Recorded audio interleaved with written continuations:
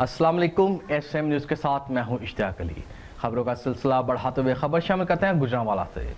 ज़िले इंतजामिया की जानिब से पाकिस्तान की 76वीं जश्न आज़ादी की मरकजी तकरीब का कमिश्नर ऑफिस में इनेकाद। यौम आज़ादी की कौमी परचम कुशाई की तकरीब कमिश्नर कम्प्लेक्स में मुनक़द हुई। 8:58 पर सायरन बजाकर 1 मिनट की खामोशी इख्तियार की गई।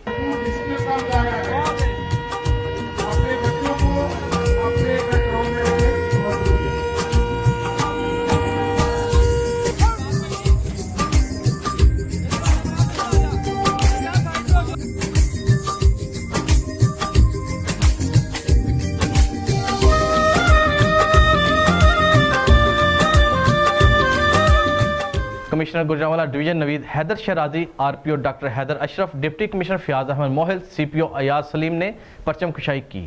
मुल्क की सलामती के लिए दुआ की गई। बाद अज़ा कौमी तराने की धुन पर पुलिस के चौको चौबंद दस्ते ने कौमी परचम को सलामी पेश की। तकरीब में अमन कमेटी के सरकर्दा रहनुमा, सिख, हिंदू और क्रिश्चियन कम्यूनिटी के अफराद ने भी शिरकत की। यौम आज़ादी की पुरवकार तकरीब में 76वें जश्न आज़ादी का केक काटा गया। आज़ाद मुल्क के हसूल के लिए हमारे आबा अजदाद ने अपनी जानों का नजराना पेश किया।